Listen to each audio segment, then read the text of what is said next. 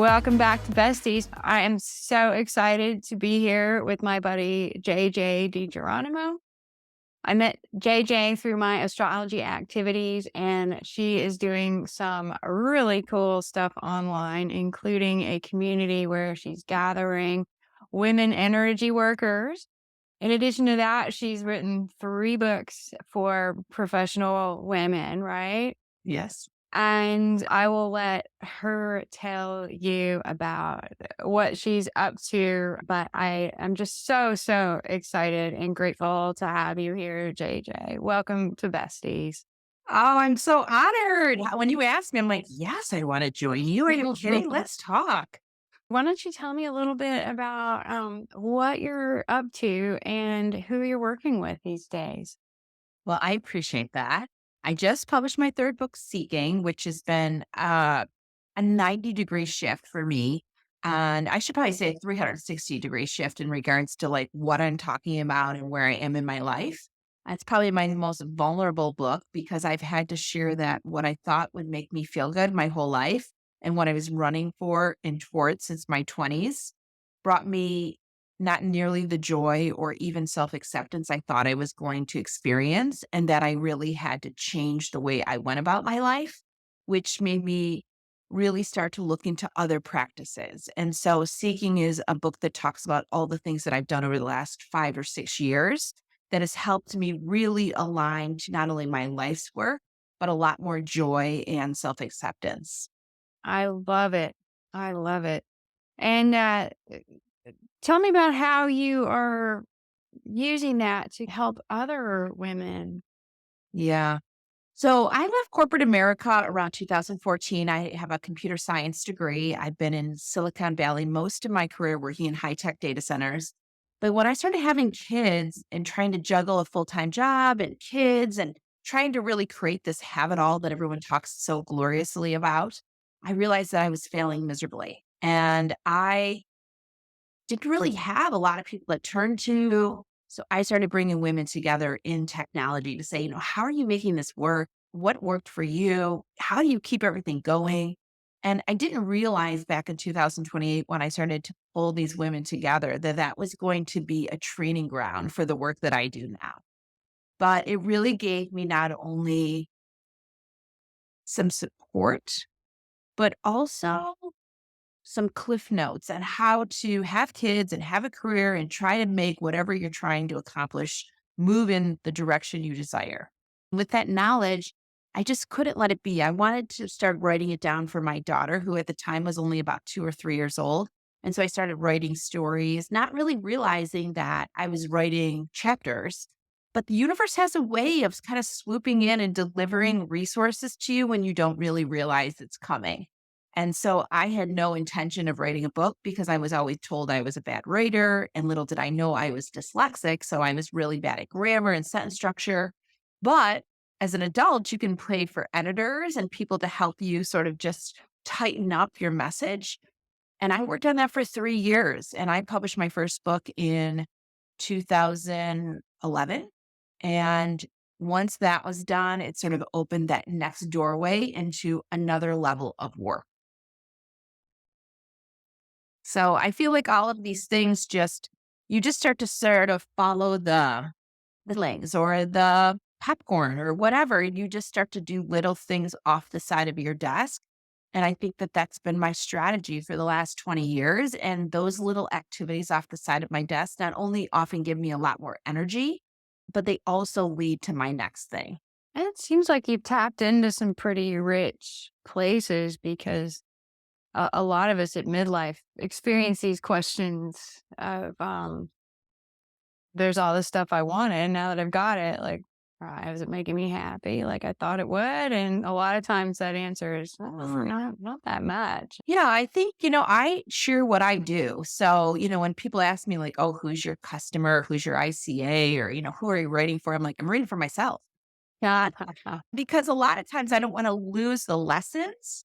And so I write them down. And if I have enough lessons and I feel like I have some kind of value that I can offer, then I bundle it in a book. And so I kind of downplayed that like a lot. That's not really, I mean, I guess the point is like, I've not only have I done astrology, but I've done human design and I've done tapping and iridology and astrocartography. And I've just really been a full-time seeker, which is not surprising having my moon in Sagittarius that I'm Right. constantly learning. But the beauty of all that is being a 3-5 of human design, trial and error, is I like to package it up and share my lessons with other people so they can benefit from my downfalls. Mm. So you're the product.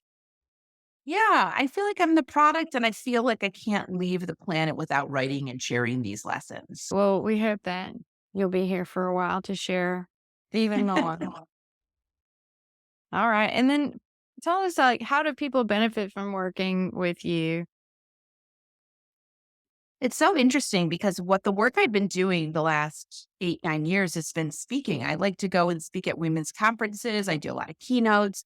I'm really not a coach. So even though I have a lot in my seventh house with one-on-one, it's not necessarily that I do one-on-one work necessarily with coaching, although it seems like these birth charts, I love them because I feel like it's the can opener, as we've talked about, for women to really tap into their life's work. So I love sharing some of the knowledge I've gained from you with other women so that they too can learn like why they're here and what's the work they're supposed to be doing.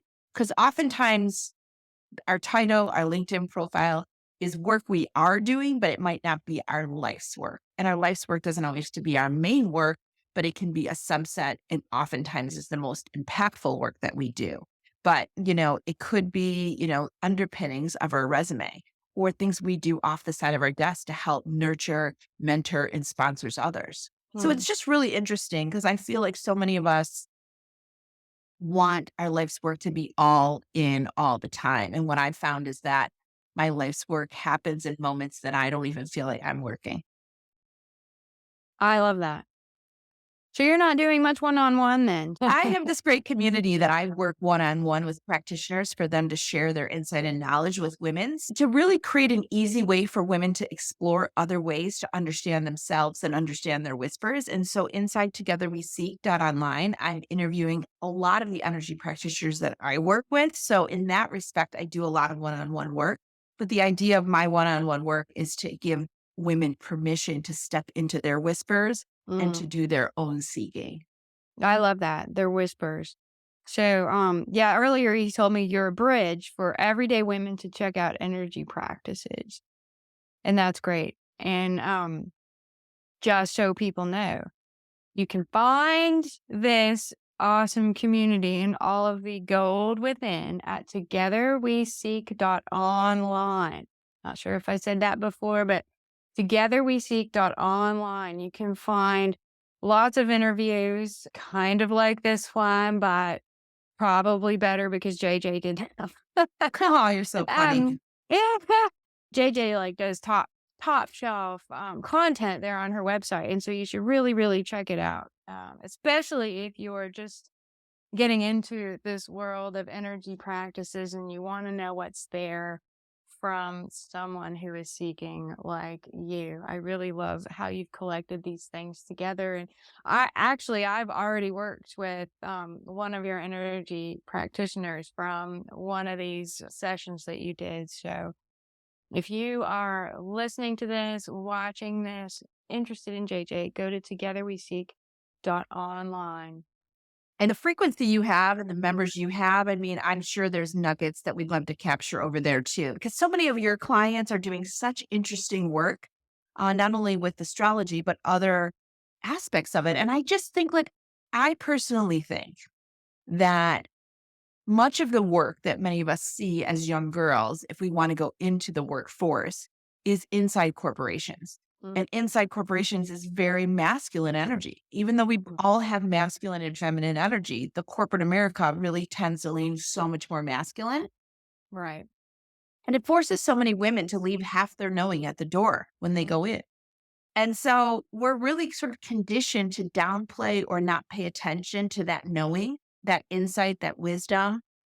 And now being in corporate America, I'm close to 50 here. So I've been doing this a long time, 30 years. And I've been to I wouldn't say every, but I've been to so many leadership training. And it's been going on for decades now. And the needle is not moving for women. So as I've been watching this, firsthand in my own career from stage and also being part of so many women's initiatives, it has come to me through my whispers that the way women will step into leadership is by using ancient practices and energy practices and tools and techniques that have been brought through centuries and generations to remind us that we have an inner knowing and we have wisdom that we came on the planet to share. And that it is up to us to uncover that so that we can use, leverage, and tap into that right now. Mm, Because the world is not going to shift until women step into their power. yeah. I love that. You're so good. You're just so Mhm.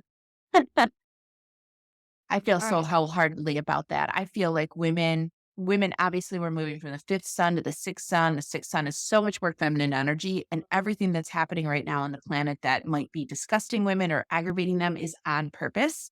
It's to activate us, to make us pay attention, to ask, to have ourselves ask ourselves questions like, is this okay? Is this what the world I want to live in? And it's all on purpose for women to be activated to seek, to be activated to learn, to be activated to use their voice. And I feel like a lot of my work is just giving women permission to know and to step into what they already planned to do while they were here. Right. I think so many of us had it like taught out of us. Mm. I was taught to, I was kind of raised to expect to be in some kind of a service job, which I am. I mean, astrology is service, but like more of a caretaking service job, I guess. Mm. I was never taught early on to think big like boys are. I love that taught out of us. And I think that started a long time Hmm.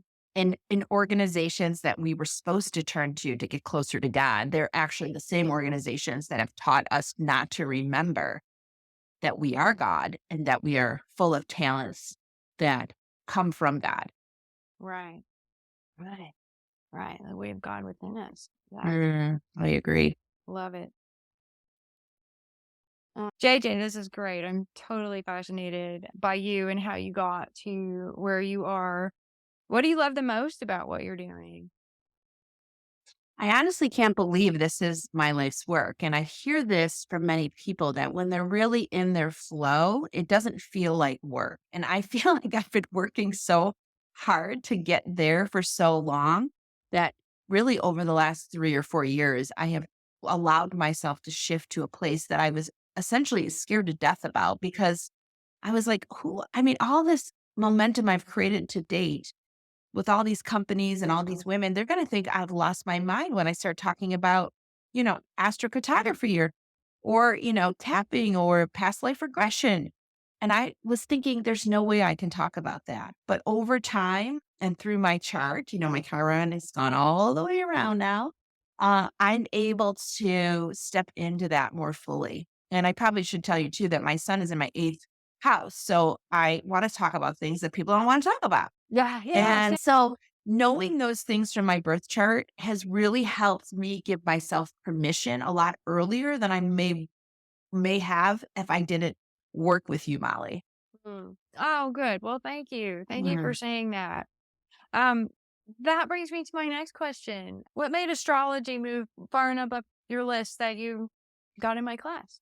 Oh, I love that. So I started listening to YouTube, people on YouTube, Astrolata, and so many of them. I could go on forever at night. I would just listen and listen and listen, but I could tell it wasn't really landing with me because they would say all this stuff, but I'm like, and they would say, check your chart and in your chart. If you go to your chart, I'm like, gosh, I really need to know my chart. So, thank goodness for Google. I was looking for people who could teach me my chart. And I worked with you, Molly, on doing this. And I also work with Natalie from Soulside Astrology. She takes the chart and focuses on businesses where you take the chart and focus on life activities, decisions. And I think that combo is where I spent a lot of my time during COVID. So I would be in my office, going through all your courses. I did some of your free courses first, and then I did some of your more affordable courses, and I would get through those. And then I just wanted to keep learning and learning. And I felt for me that it was such a can opener for me and giving myself permission for the work that I sort of inherently knew I had to do, but my ego was saying, no way. No way are you going to do that. That is ridiculous. Who do you think you are? And all those other things that your ego says to us and all of us on a regular basis. So for me, birth charts and really understanding and working with you through your courses and how easy and approachable they are and how they build upon one another really helped me gain so much insight into who I am so that I could really step out completely. I love that. I love that. I think it does. I think it does. It's like the chart doesn't tell you anything that you don't already deep down know, but it kind of helps to validate it and put it in perspective. Yeah, and when I saw, where my son was, that I like to talk about difficult things, that my Chiron was in my 10th house, which saying like, I want to talk about difficult things, but I'm afraid to do it in my career. All that stuff for me was like, oh, okay, I can talk about this. And that's probably why I'm here. Yeah, yeah, yeah. And life just tends to feel better when you give yourself permission to just be who you are. Just be that Yes. in-house person that, And has I to go thought it was cry sometimes or right? so Molly, when like I'm talking about, so much with women, how are you starting to see more like tick up with women? Maybe some of the charts that you're reading or people that are joining some of your classes. Are you seeing like an upswing in women? It's always been mostly women in my practice. Although my primary teacher in astrology was a man, I've almost probably 90% women in my practice. In fact, lately when I do work with a man, it feels like not as nice as working with a woman because maybe it's because they're not as open, or maybe it's because I can kind of feel that patriarchal mindset weighing on my work.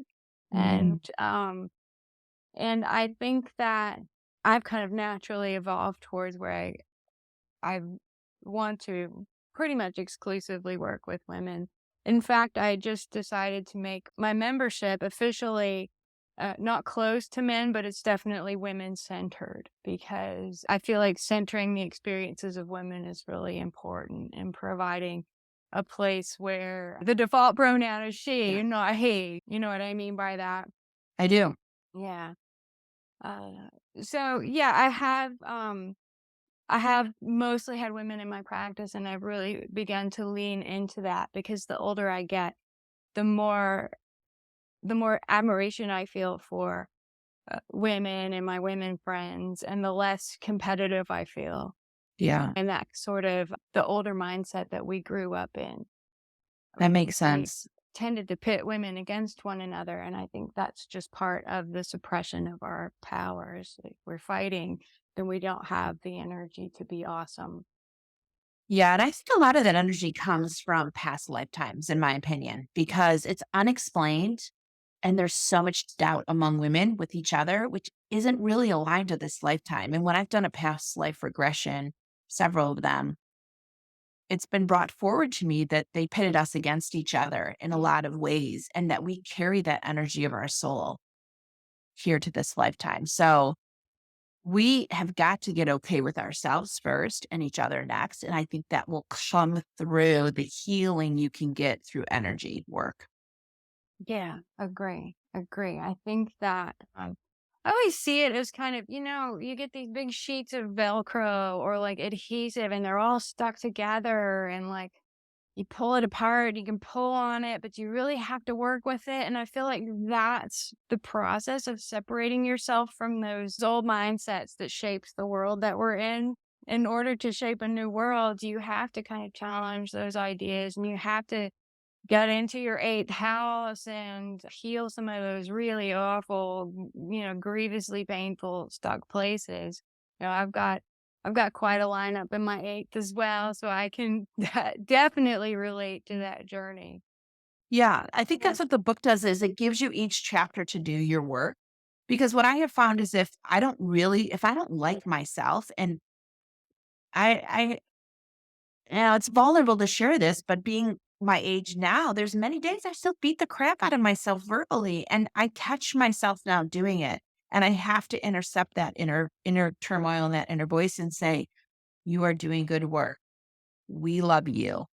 We are proud of you. You are a good person. You make people happy. Like I have to override the voice in my head that makes me doubt myself so much. I've got one of those too. Yeah. And Yeah. the more I do it with myself, the more accepting I am of others.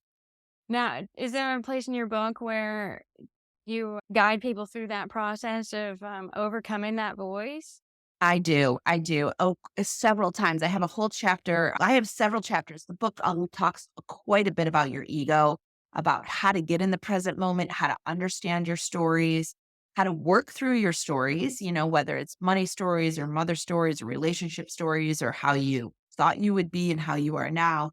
And it gives you a framework to really kind of get to the bottom of that because how you talk to yourself and the stories you rely on often impact your feelings and definitely impact your decisions. And if you've been sort of sitting on the sidelines for a long time, it's not because you're not ready, but it's because your stories have told you it's not time. Mm, yeah, yeah. And those stories. It's hard to get on the outside of those stories too, because I realize in my mind, I see myself through my parents' eyes and through that whole generation's eyes, which are, like, well, what are you doing being an astrologer? Why aren't you doing something with your life? So,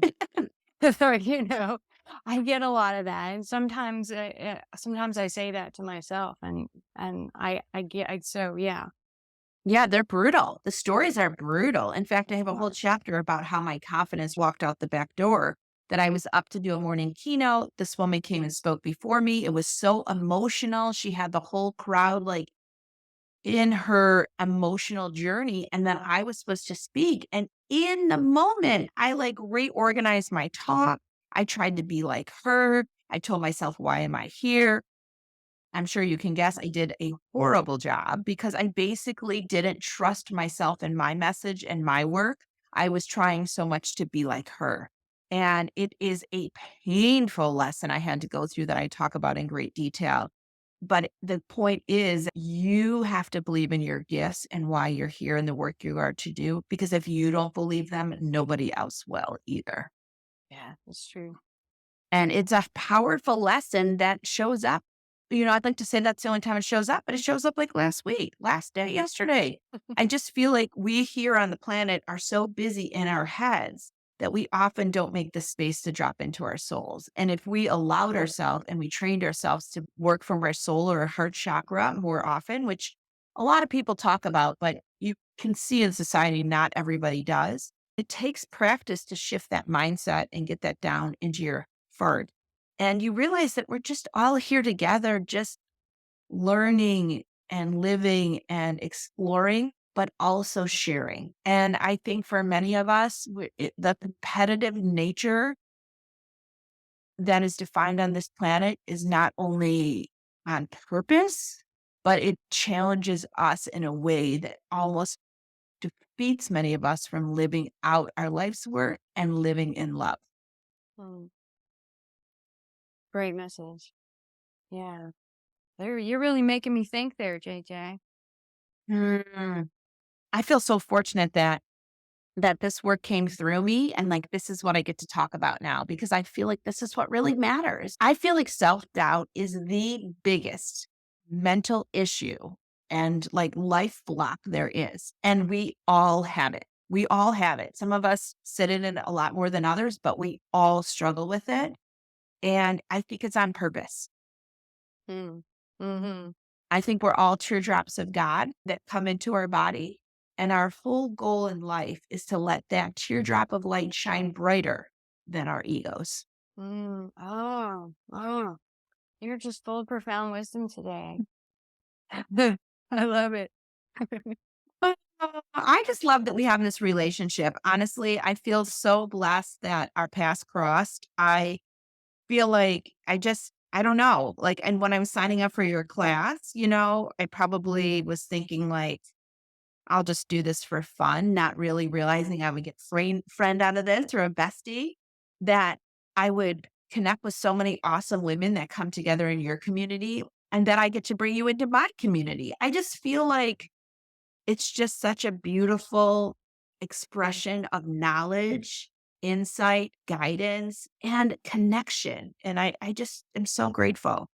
Well, I am grateful for you and all the other women in the community who have been showing up every other Monday. It has been so much fun. Something you said a couple of clicks ago is really resonating to me about past lives. Mhm. Because lately I've been thinking about uh, I went through a period where I watched everything I could find on YouTube about the Tudors and like dramatic shows on Netflix and stuff that were made about that period of time around the 1600s, and tuning into how patriarchal and how terrifying it was, particularly to be a woman who was close to power. And it made me think about the journey that we're doing to unwrap some of that stuff and pull the stickies apart and sort it all out. And just realizing we have hundreds of years, we have generations worth of suppression and trauma and twisted thinking to overcome. And that just makes me kind of appreciate the work that's on our plate, and also feel a little compassion for when we feel like we're not quite getting there as fast as we want, because honestly, the onion has so many layers when it comes to this healing work. It does have so many layers. But the beautiful thing about past life healing and like uncording, like a lot of times when I'm doing that work, it's like I almost see like a rope wrapped around an organ or wrapped around something in my body. And like when you start to unravel that energy and like decording that from a past life, it's funny because it's easy to get the initial cord undone, but I often can't get it like completely unhooked without like opening up the top of my head visually. Like I do this like in a meditation and let the white light come through and like really flush that energy out. And even like work with my angels to decord that last little bit that it finally unhooks and zips out.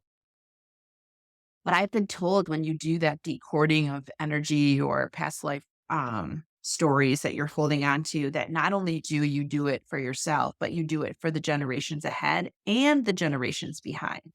Mm. So I think it's a multiplier in a lot of ways. But there's things like I can't watch that one show that everyone watches about the women. The red bonnets. Yes, I cannot watch it. I cannot even go near it. I don't wanna see a clip of it. Like, it is a rush of emotion that comes back to me, and I don't even really wanna know why, but I just cannot even. The Handmaid's Handmaid's Tale, Tale. Yeah. Handmaid's Tale. Yeah. I just can't do it. And, like, anything that suppresses women, like, where I visually see it, like, I honestly have a really hard time processing it or forgetting it. So, I've had to really monitor, like, what I watch. Like, I can't watch CSI or any of that stuff because it just brings me right back to a place of feeling unsafe, tortured, Mm. upset. Like, I just have to, like, not let that get into my psyche. Yeah. Yeah. It's pretty heavy when you start to really think about it, isn't it? It is, and, like, I really right now, what I focus on every day is keeping my frequency high, and so I talk to a lot of like, I think, like, thinking of yourself as a radio station and, like, knowing where you wanna sit on a regular basis and what takes you down. You know, if you wanna sit at 99.9 or 102.7, but all of a sudden you're at 94.3, like, what took you there? Is that a Mm. conversation, a relationship? I'm having deja vu right now. But then, just talking to you about this, I feel like we've done this before. Maybe we. But like having what takes you down to that 94.3, and then how long does it take you to get back up to your desired frequency? Mm. You have to manage sort of your interactions, not just what you say, but what you watch, what you pay attention to, who you interact with, because the world wants to take you down. And Mm. if you want to illuminate and be the energy you came to be, you have to focus on being that energy kind of at all costs. Right. You can't be watching the battles between the orange people and the other people. I get that. Yeah, thank you for that reminder. Yeah, I haven't been watching TV. I stopped watching during the pandemic and I was trying to write more and I just felt like I couldn't write when I was watching TV the night before, the morning of. I watch shows, that I pick here and there, but I would say that TV is one of the most toxic things out there. Just like TV, like you can watch a show on Netflix or if you hand select shows, it's great, but you turn on the news and it's like, boom, boom, boom, boom, boom. That's true. My gosh. And I've heard that like we're going to be splitting off our frequencies. Like the lower frequency is going to go one place and the higher frequency is going to go another. Now, I don't know if I believe that or not, but I'm sure as not going to practice working on my higher frequency because I sure do not want to be with that lower frequency anymore. Yeah, well, I don't think it can hurt, can No. it? Is there anything else you want to express before we wrap it up? Well, I just don't think there's any accidents. I feel like if they're listening to this right now, there's a reason you're hearing this conversation. Something in the conversation is probably something that you needed to hear or already heard, and it's just reiterating something that you need to know.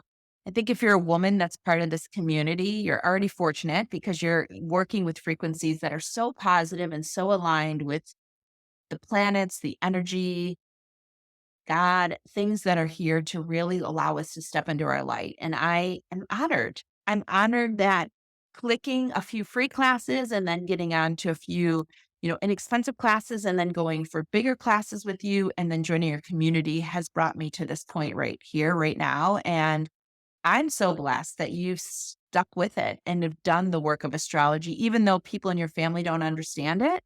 Because without you, I'm not sure I would step into the work that I'm doing so fully because I wouldn't understand why things were happening to me. Well, damn, that just hits me right in the heart, JJ. Thank you so much. Mhm. You were the best, and I feel super blessed that I put the call out and you answered it and you showed up, and now you're a part of my world and I'm a part of your I world. love it. And that's just something to be really grateful for. I appreciate it a lot.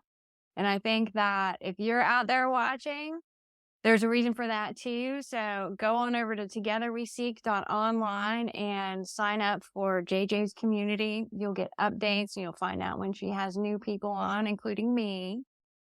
And And we'll see you Monday. Join us Monday in Molly's community. Every other Monday, we get yeah, together and talk about the energies. join us in the Cosmic Calendar Club. You'll download my Cosmic Calendar. You'll get all kinds of goodies and introductory classes. And if you like them, maybe you'll want to sign up for something more like JJ did. Thanks, Molly. Thank you so much, JJ.